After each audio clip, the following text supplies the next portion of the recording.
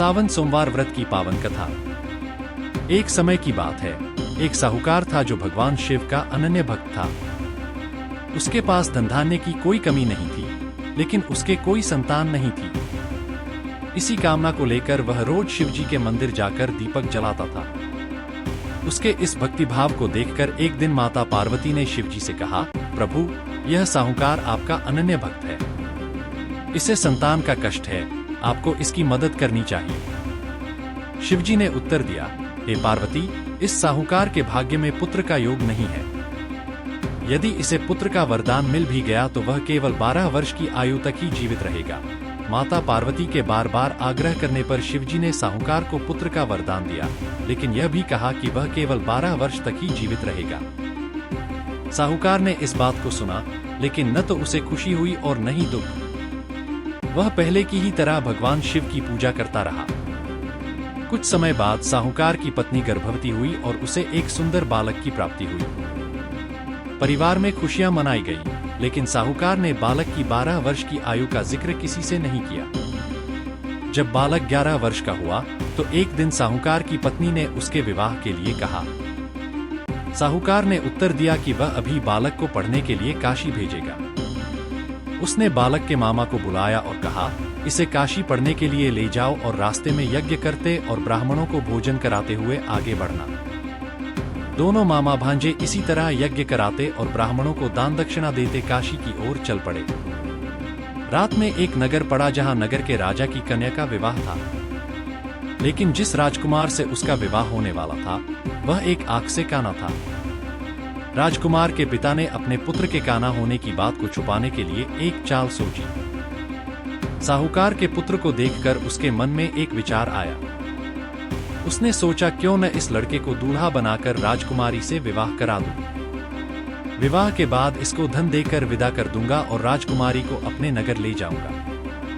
लड़के को दूल्हे के वस्त्र पहनाकर राजकुमारी से विवाह कर दिया गया। लेकिन साहूकार का पुत्र ईमानदार था। उसे यह बात न्याय संगत नहीं लगी। उसने अवसर पाकर राजकुमारी की चुन्नी के पल्ले पर लिखा कि तुम्हारा विवाह तो मेरे साथ हुआ है, लेकिन जिस राजकुमार के संग तुम्हें भेजा जाएगा वह एक आंख से काना है।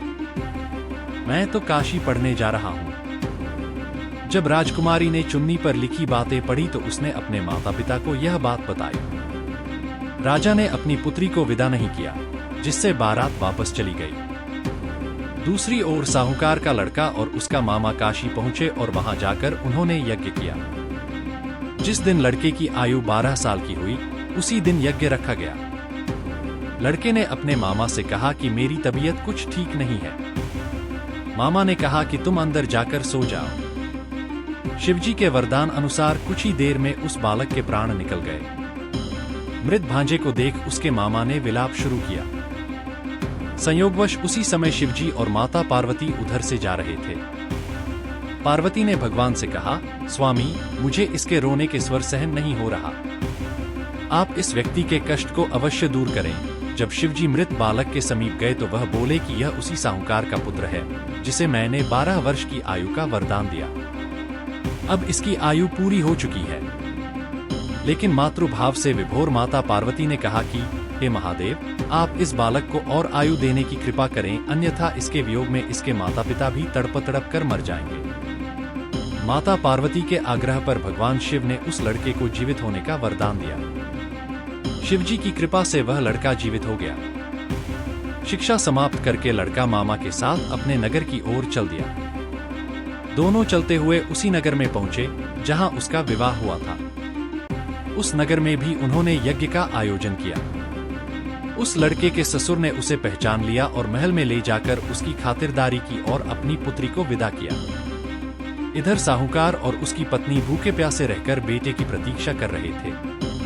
उन्होंने प्रण कर रखा था कि यदि उन्हें अपने बेटे की मृत्यु का समाचार मिला तो वह भी प्राण त्याग देंगे, परंतु अपने बेटे के जीवित होने का समाचार पाकर वह बेहद प्रसन्न हुए। उसी रात भगवान शिव ने व्यापारी के स्वप्न में आकर कहा, हे श्रेष्ठी, मैंने तेरे सोमवार के व्रत करने और व्रत कथा सुनने से प्रसन्न होकर तेरे पुत्र को लंबी आयु प्रदान की है।